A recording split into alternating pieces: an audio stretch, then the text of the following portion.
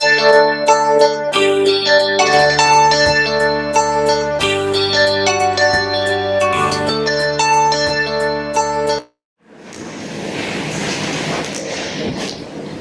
how many of you growing up learned how to ride a bike when you were fairly young? Okay, few. Now, growing up in India, as most of you are aware, we did not have access to kid-sized bicycles, especially when I was small.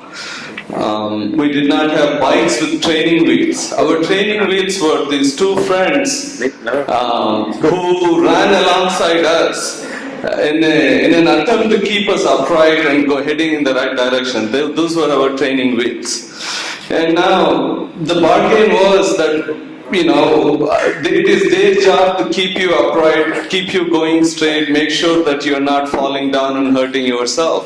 And you know that they're not holding to their part of the bargain a moment before you crashed into a wall or ran into a ditch on the side of the road. That's when you realize they just let go.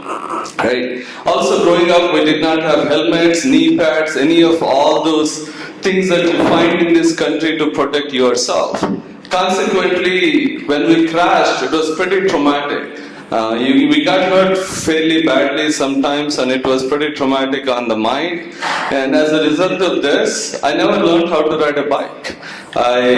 All through my high school, all the way through college years, bachelor's, I did not know how to ride a bike because I fell down so many times and hurt myself so many times I never went back. Now, over the years, as I think about this experience, as I look back upon what happened, as I analyze why I was so prone to failure, particularly in the matter of learning how to ride a bike, I come to realize that I was looking at the wrong place every time I rode a bike. I reasoned that if I focus my eyes on the handlebar and try to keep it perpendicular to the bike, I am likely to head in the right direction. Unfortunately, that was wrong. What I realized as I reflected upon this is to go straight, to be upright, you need to focus on the destination. You need to look at an object, a goal that is in front of you, far from you, so that you are heading in that direction. Okay, so as I taught my children how to ride the bike, I would always tell them, don't look down, look ahead, look at where you are going, so that you are headed in the right direction. Now, this advice, as much as important as it is for riding a bike, is equally important for us in our life as a gospel-centered believers. We need to focus upon the goal, upon the destination, upon where we are headed, if we are to stay upright. With that, let's look to... we missed one whole slide. Okay, that's our bike learning experience. Two kids helping us to stay upright. Okay, let's look to Hebrews chapter 12 verses 1 to 2. Let me read these for you. Therefore, since we have so great a cloud of witnesses surrounding us, let us also lay aside every encumbrance and the sin which so easily entangles us, and let us run with endurance the race that is set before us, fixing our eyes on Jesus, the author and perfecter of faith, who for the joy that was set before him endured the cross, despising the shame, and has sat down at the right hand of the throne of God. Okay, I read from NASB, I guess. Okay, good. In Greek, even though this is two verses, in Greek this is actually one long sentence. It has one main verb and several dependent clauses or attending clauses. Okay, and the author chooses to use the metaphor of an athletic event, specifically a running race, to describe how we live our life. This whole idea of running a race. But why would he pick this particular metaphor? For that, we need to understand a little bit about the background of, let's see if this works. Little bit about the background of what's going on in this letter. The author is writing to a group of Jewish Christians who are facing intense persecution.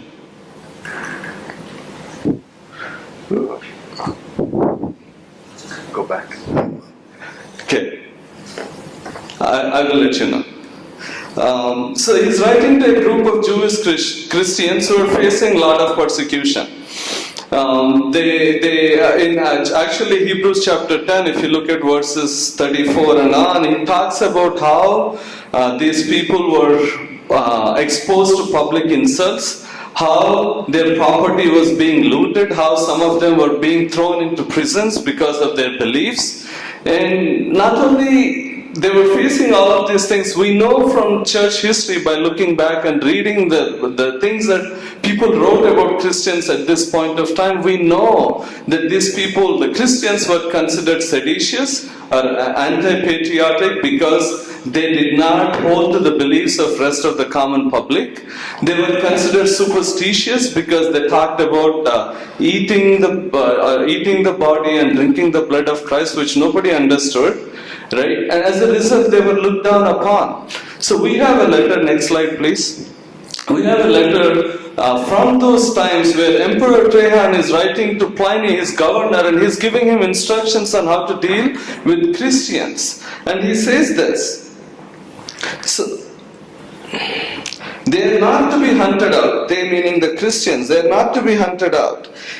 Although any who are accused and convicted should be punished, with the proviso that if a man says he is not a Christian and makes it obvious by his actual conduct, namely by worshipping our gods, then however suspect he may have been with regard to the past, he should gain pardon from his repentance. All he is saying, Emperor Trajan is telling his governor, set a test before these people.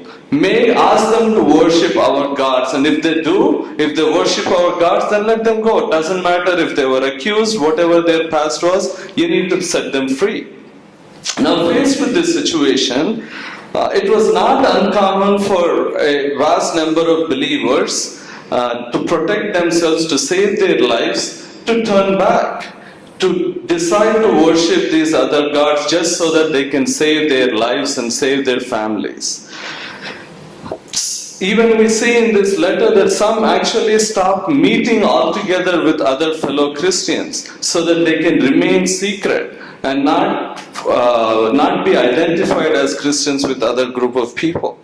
So turning back was not that uncommon, and that is what the author of Hebrews is addressing through his letter. He is talking to these Jewish Christians who have decided because of the persecution to turn back to their old ways. And in this case, the old ways is going back to Judaism. Because by this time, Jews were accepted. They were part of the public and they have been around for a long time and everybody knew who they were.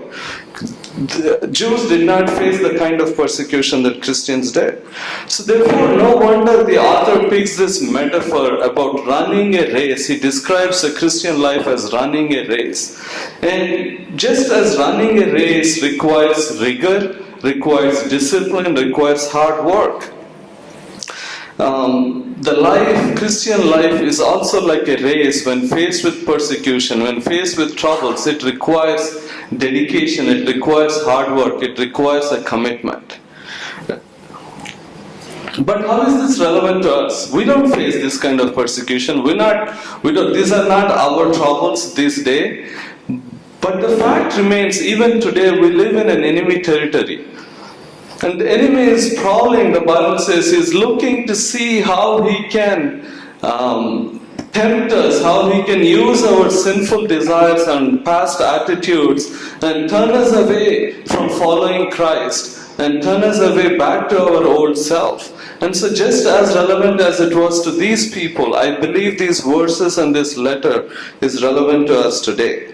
With that, let's turn to my first point, which is to run the race, we must be aware of those that have gone before us. To run the race, we must be aware of those that have gone before us.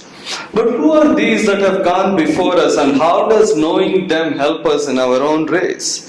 If you look at chapter 12, verse 1, it begins with a therefore, a conjunction, indicating that what the author is writing in Hebrews chapter 12 is somehow connected to his argument in Hebrews 11, particularly the last two verses 39 and 40. And in 39 the author starts by writing, and all these, having gained approval through their faith, did not receive what was promised, because God had provided something better for us, so that apart from us they would not be made perfect. Okay, who are these all these in verse 11:39 and chapter 11 verse 39? Obviously, these are all the people that the author described in Hebrews chapter 11, the heroes of faith, the Old Testament saints, starting from Abraham all the way through, this unnamed group of people who have sacrificed and kept their faith in spite of persecutions, in spite of challenges, in spite of various troubles that they faced. These group of people, they were on the other side of the cross. They were on the other side of the resurrection. They had a promise from God, but they never saw the fulfillment of this promise. They never saw the means of how the promise that God had made to them will be fulfilled. And that is why they are commended for their faith. They only had the promise, never the fulfillment, and yet they remained faithful in spite of all the persecutions that they faced. But what is the promise that God has made to them? Next slide, please. In Hebrews 11 verses 13 to 16, same chapter, the author writes, all these, again the same word, all these died in faith without receiving the promise. Okay, same thought. These people, these Old Testament saints, these heroes of faith in chapter 11, all of these people, they died. Again, they have not received the promise. They had the promise, but they have not seen the fulfillment of the promise. But having seen them and having welcomed them from a distance, so they saw the promise from a distance, they heard it from the mouth of God, they heard it through the prophets of God, but they never saw it fulfilled. And having confessed that they were strangers and exiles on the earth. For those who say such things make it clear that they are seeking a country of their own. And indeed, if they had been thinking of that country from which they went out, they would have had an opportunity to return. But as it is, they desire a better country, that is a heavenly one. Therefore, God is not ashamed to be called their God, for He has prepared a city for them.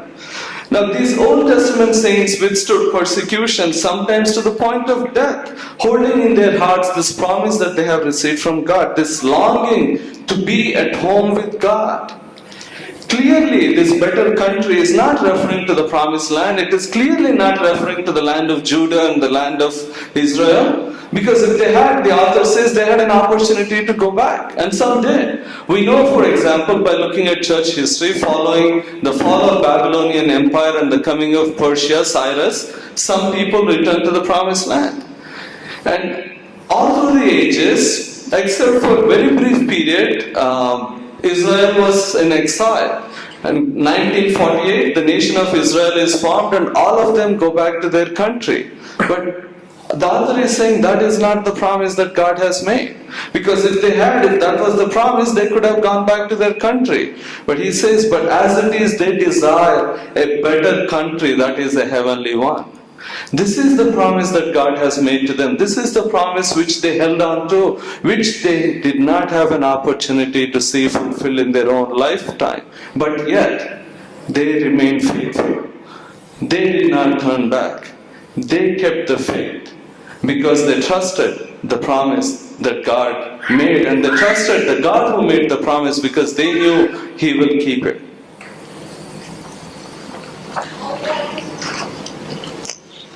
Going back to verse 40, the author writes, next slide please. Yeah.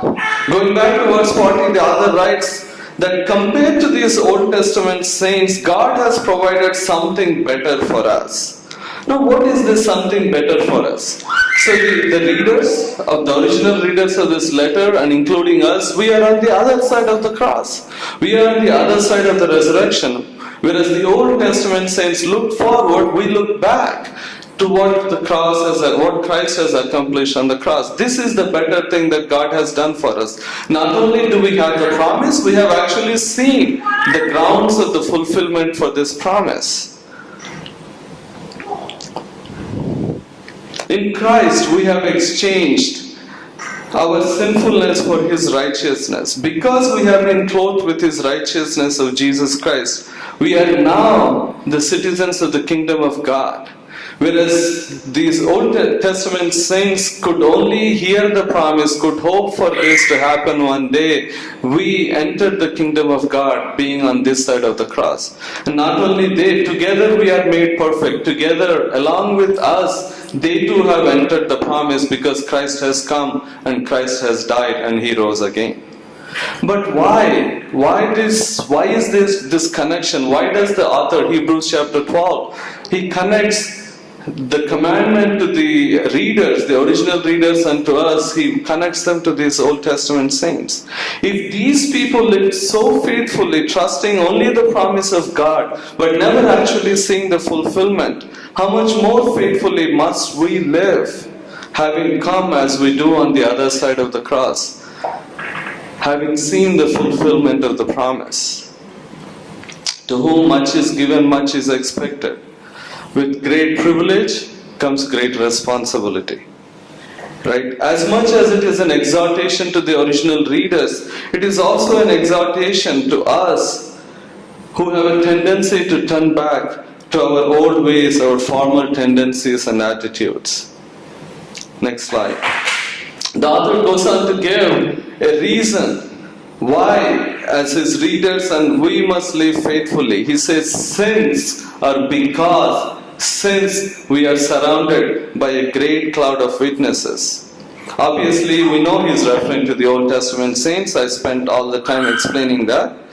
But why does he call them witnesses? Keeping with the metaphor of race, he calls these people a great cloud of witnesses. Now, some of you have hiked Mission Peak. Occasionally, when you are on top of the Mission Peak, you have the privilege of being surrounded by clouds. Now, they look wispy, they look thin, but when you are walking through the clouds, they have this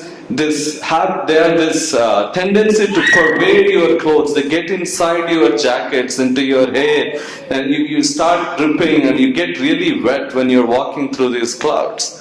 Similarly, this great number of witnesses surround us intimately and surround us in every direction. That's why he talks about a great cloud that surrounds us. But why this title for these saints? Why call them witnesses? The word witness usually describes those who see something such as an accident or a crime and then testify concerning this event before a judge in a court of law. But in the present context, what are they witnesses of? Okay, I find two ways in which they act as witnesses. Next slide. They are witnesses of God's goodness and His faithfulness. Now, if we had an opportunity to go meet them, one day we will, and if you ask them what kept them going in their faith, what kept them pursuing this race in spite of all the persecution they faced, they will be the first ones to tell you it is because of God's goodness and God's faithfulness. And all through the pages of the Bible, when you go back and read the history, these people act as witnesses because they are describing God's goodness and God's faithfulness to them. Through their lives, through their choices, through the decisions they make, through the way they live, we come to realize that it is not them, it is not their ability, it is not their talent, it is not their charm. It is sheer and merely the goodness and the grace and goodness of God that kept them going. But there is another way in which they act as witnesses. Again, keeping with the metaphor of an athletic event, keeping with the metaphor of running a race in a stadium, these great cloud of these Old Testament saints act as witnesses to this context. They are spectators to the race that we are running. They have come to see how we live our faith. Now, when you think about a Roman circus, I had a picture that I showed you about how Christians are being martyred or they're being persecuted and killed and put to death in a Roman circus. They were watched by spectators who jeered and who booed and who yelled at these people. But unlike them, We are watched, our race is watched, our life is watched by this great cloud of witnesses who have come to see how we run our race. Now, think of this. In sports, there's something called a home court advantage. Statistically, in every sporting activity, almost every single team win more games at home than they do away, because there's something called home court advantage. Right? So in this picture, Spurs are playing Utah Jazz, and there are all these people in the background waving all these things to distract the guy from making the free throw. Home court advantage, right? This great cloud of witnesses, they become our home court advantage. They come to see what we are going through, so to speak. They understand what we are going through. They are not just interested spectators, they are informed because they themselves have gone through it. They know what we are going through, they understand what we are going through. And so they act. Their presence is as if to cheer us, to encourage us, to exhort us, to keep at it, to not turn back, to not give up, to not throw in the towel. They are encouraging us, both by their example and by their testimony, to keep going forward. And that is how knowing these people helps us run the race faithfully. We take courage and strength from knowing that we're not alone. If they could do it, we can do it too. Because of them, we run faithfully. To run the race, let's move on to the second point. To run the race, we must throw off everything that hinders.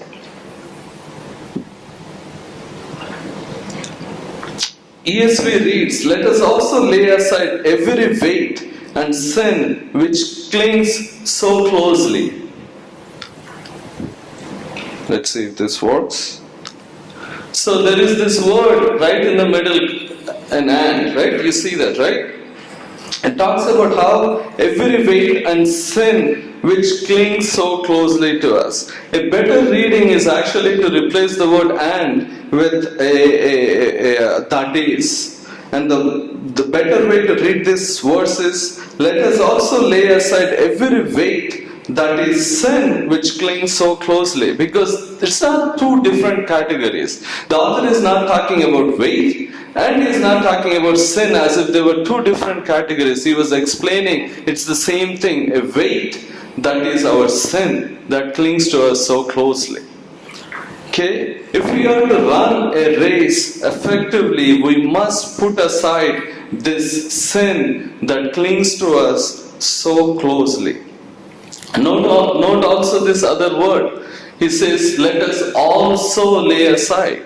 It's not just us. Even the Old Testament saints, this great cloud of witnesses, if they were to finish the race that they have started, if they were to be commended for their faithful obedience, they also had to lay aside this sin that clings so closely. It is a common human experience. It's not unique to us. It's not unique to them. All of us have the same issue, which is this sin that clings so closely to us. And if we are to run effectively, we must put aside this sin. The Greek word translated to lay aside literally means to undress or strip one's clothing. We must lay aside what is described as weight. The sense is that of an impediment, a bulky mass that holds us down, that confines us, that prevents us to move freely in our race. Next slide, please. Now, we have just finished Olympics 2016. Do you know who these people are? Okay, sorry? Okay, the final five, right? Okay, one of them, Gabby, is missing in that picture, but that's the best I could find. This is the US gymnastics team. They won the team gold medal in the recently concluded 2016 Olympics. Now, what do athletes do before they get onto their routine? They strip all the outer clothing. They remove their jackets. In some cases, they remove all the shirts, everything that they are wearing, their headphones. They put all of that aside till they are down to their form-fitting clothing before they jump into their race. Now imagine if US gymnastics team went to do their parallel the beam wearing these clothes, in their high heels, in their fancy clothes, carrying their purses, they would not have won their gold medal, right? It's a simple illustration to explain the point of this idea of laying aside everything that hinders. The sin is the thing that hinders. Next verse, please. Paul writes in Ephesians that in reference to your former manner of life, you lay aside the old self which is being corrupted in accordance with the lust of deceit. Same Greek word, to lay aside the old self. Once upon a time we couldn't do this. We could not lay aside our old self, our unregenerate sinful self. We could not because we were slaves to sin. But in Christ we have been set free. We are no longer slaves. For this reason, Paul is now able to exhort us to say to lay aside our old self, the habits of the old self such as falsehood, anger, wrath, malice, slander, and deceitfulness. All of these things, it says, we must lay aside if we are to run this race with endurance, with perseverance. Now think about this. The race is difficult by itself. To live faithfully, to do that which God has called us to do is challenging in and of itself. But to have all this sin that drags us down, this weight and this burden that holds us down, and to be able to run, carrying all this weight is impossible to do. And that is why Paul says, and that is why this author says, we must lay aside all these things that hinder us. The other thing this verse also says is, the scary picture of what sin does to us, this word says, is it clings so closely to us as if to surround us on all sides. The picture is that of a bird caught in a fowler's nest. The bird is so ensnared, it can't get free. It's so tightly wound in this snare that there's no freedom of movement. There's no opportunity to proceed further. That is what sin does. It holds us tightly. Next slide, please.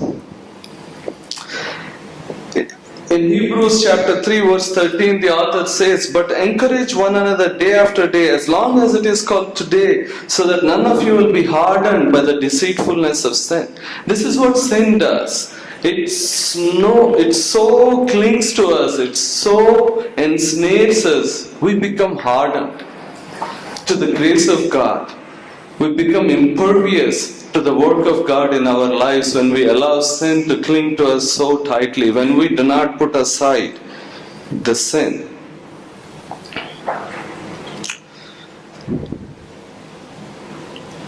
So the author writes, if we are to run this race, we must lay aside the sin that clings to us. We must lay aside the sin that hinders us. Before I move on to the last point, I just want to talk about two other things that the author mentions about the race. Next slide. First, he says we must run the race that is set before us.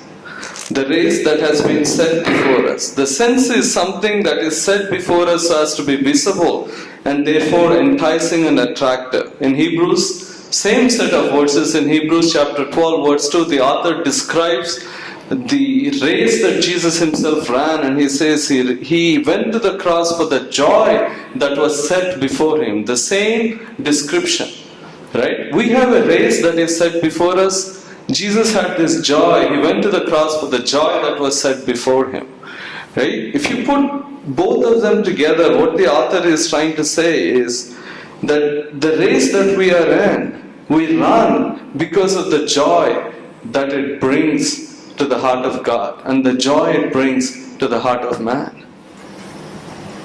That is why we run the race.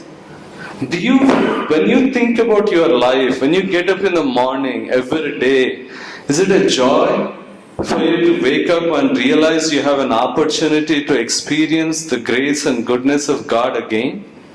Or is it just sheer drudgery? Oh man, one more day, when will this end? Right? Jesus went to the cross for the joy that was set before him. Next slide. Second, we must run the race that is set before us with endurance. That's what the author says. Now, any race, whether it is physical or intellectual, by definition requires endurance. Otherwise, we would call it not a race but a stroll in the park. The word endurance describes an attitude or capacity to bear up under difficult circumstances. A patient perseverance is a way to describe the word endurance. Now, all of us have good intentions. All of us we make a lot of New Year resolutions. We all have good intentions of things that we want to accomplish. Let me illustrate. A few months ago, I decided I'm going to learn Python. Okay, I'm not a software person. I don't know anything about software, but I decided to help me in my workplace, I'm going to learn Python language. So I've registered for 2 courses, free courses, I didn't have to pay. I downloaded 5 different books that were highly recommended, all free, no piracy here, all free books available on the internet. I went and bookmarked all these Python sites which had these great resources that described this language. Now I said, I'm going to learn Python. Okay, so far I did maybe about 5 exercises in one course, 2 in the other. I read maybe 2 chapters in all these 5 books combined and did nothing for the last several months. Knowing my past experiences, I'm pretty likely, I can guarantee that I'll soon give it up and just wait for the next new intention to come around, right? And it's not too unusual. I don't think my experience is too unusual either. We all have good intentions of things that we want to learn, things that we want to accomplish. Even good intentions about how we will live our Christian life. But without endurance, intentions don't become reality. To paraphrase somebody, the road to futility is paved with good intentions. Right? And so endurance is essential if we are to run this race. Next slide, please. The same author again in Hebrews chapter 10 verse 36 to 39, he says this, for you have need of endurance, so that when you have done the will of God, you may receive what was promised. And verse 39 he says, but we are not of those who shrink back to destruction, but of those who have faith to the persevering of the soul, to the preserving of the soul. If we are to receive what was promised, we must have endurance. If we are to receive what God has promised, we must have endurance. Thus, we must run the race for the joy that has been set before us, and with endurance if we are to receive that which God has promised. Lastly, to run the race, we must fix our eyes on Jesus. Next slide, please. In Hebrews chapter 12 verse 2, the author says, fixing our eyes on Jesus, the author and perfecter of faith, who for the joy set before him endured the cross, despising the shame, and has sat down at the right hand of the throne of God. In a race, we set our eyes on the destination, as I spoke in my opening illustration. When you are learning how to ride a bike, you need to fix your eyes upon the goal, upon the destination, where you are planning to go, if you want to stay upright and not fall down. In Greek, the word looking occurs in a tense form that indicates that this is a continual looking. It's not a one-time thing. It's a continual, a constant process of looking at Jesus. Further, this looking carries with it the sense of an exclusive or undivided attention. So if we are to succeed in the race that is set before us, if we are to be faithful to the life that God has called us, we must continually, constantly be focused, have our eyes focused upon Jesus with undivided, exclusive attention. Unfortunately, the word that is used for looking occurs only a couple of times in all of the New Testament. So it does not give us too many clues in discovering what the author meant. So in those cases, what we typically do is we look for similar ideas in other contexts, other parts of the Bible. 2 such examples would be Luke. I will let you, if you have a pen, write them down, and I'll let you take a look at them at your own leisure. The other one is Luke chapter 9, verse 62, and 2 Corinthians 3:18. But to really understand the authorial intent, it is better to start with the same book in which the word occurs and within the context of the verse in which the word occurs. So let's go back to next slide. Hebrews chapter 11 verse 26, and this is what the author writes. Considering the reproach of Christ greater riches than the treasures of Egypt, for he was looking to the reward. The author is talking about Moses.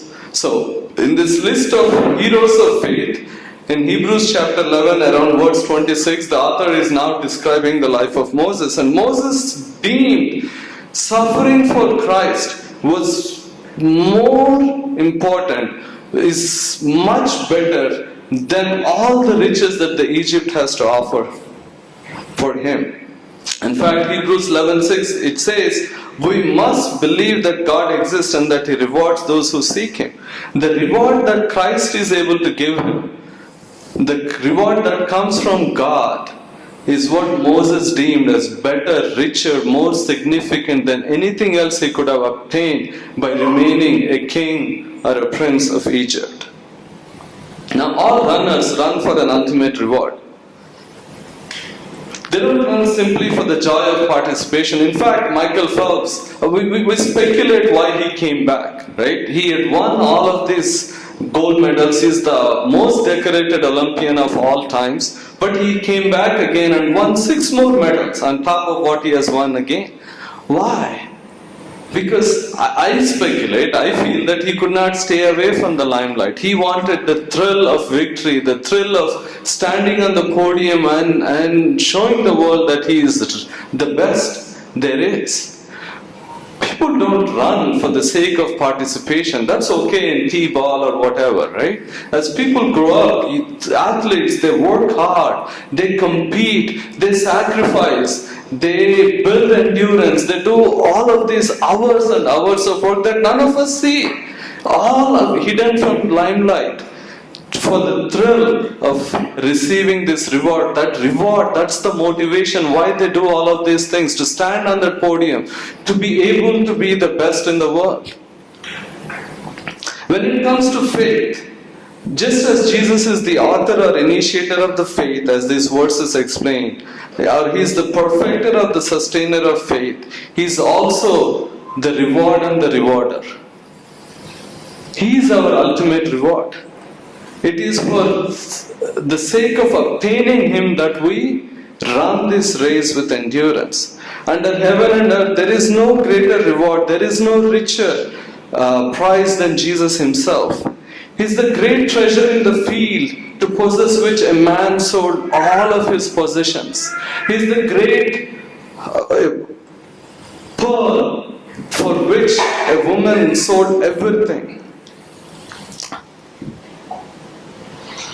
When He is this great reward, when we understand how valuable He is, we turn neither to the left nor to the right. We focus our eyes upon Him because He is worthy of all of our pursuit. He is worthy of all of our sacrifices. The author says Jesus Himself is both the model and the agent of faith. He is the author of faith and the perfecter of our faith. He endured the cross while we were still sinners, in spite of the shame that it was, and having satisfied God's wrath, He is seated at the right hand of God, indicating that His work of the first coming is completed, finished. Because of this finished work of Jesus Christ on the cross, next slide please.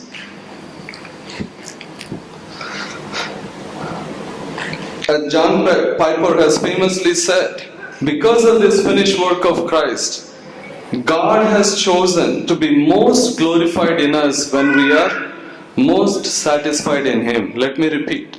God has chosen, because of what Christ has done, and because of what He has done on the cross for us, Piper writes, God has chosen to be most glorified in us when we are most satisfied in Him. That is what this eyes on Jesus means, that we find Him to be our greatest satisfaction, our highest reward.